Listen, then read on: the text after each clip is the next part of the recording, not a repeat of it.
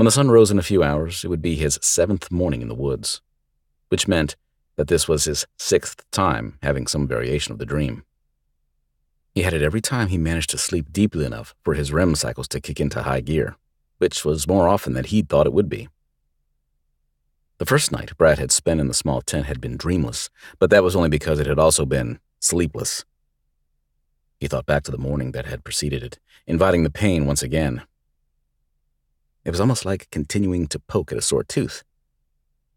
It hurt, but it hurt in a familiar way that told you that you hadn't gone numb.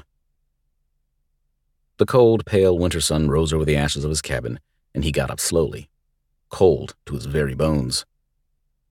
He was so stiff from the hours by the frozen lake that he could barely move, but he didn't really care. There wasn't really any rush, after all. He walked stiffly over to the tree where he'd stashed the extra pack, moving almost on autopilot.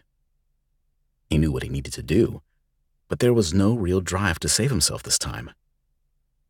The family would probably come back, just to make sure that he hadn't managed to salvage anything.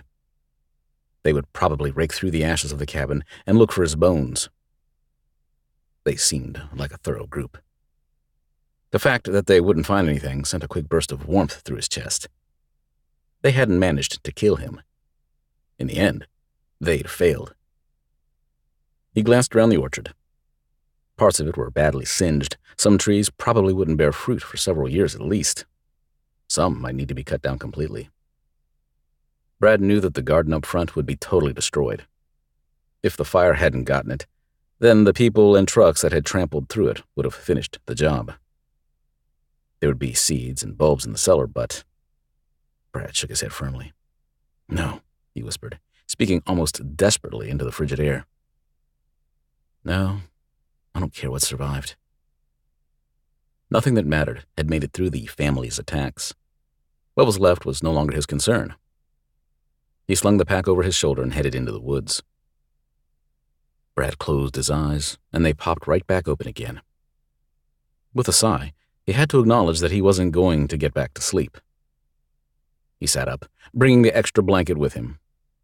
He draped it over his head to try to cover the parts of him that the sleeping bag didn't. Even with the extra effort, he still wasn't exactly warm. In fact, he hadn't been warm since the night he'd lost the cabin.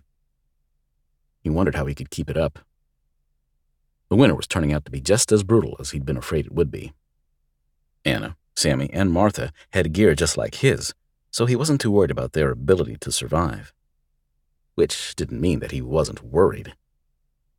So many things could go wrong, even to a well-supplied group of people. The hundreds of climbers who perished on Everest were a perfect, morbid example. His brain took up that line of thought and ran with it eagerly. What if they tried to light a fire and ended up burning their supplies, or themselves? What if they happened upon a bear's den in their search for shelter? What if they grew so desperate for food that they took chances and ate something that would kill them? There were plenty of options there. Scenario after scenario played in his head, and they grew worse and worse. He had to find them, even if Anna didn't want to see him. He needed to know that they were somewhere safe.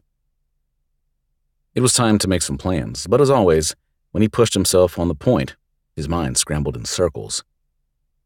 He knew that he couldn't go too far west. He'd run into the family out there. He didn't know how far their territory spread, and he definitely didn't want to find out either. On the other hand, if he went too far north, he might end up dead at the army's hands. If that faction was still alive, they probably wouldn't be thrilled to find that he was alive. And their truck was definitely out of commission, thanks to him. East wouldn't do him much good. It would just take him right back to his own place. Or into the lake. Well, onto it, since it was still frozen. The idea wasn't appealing. "Well, there you go. Process of elimination," he said aloud. "South it is."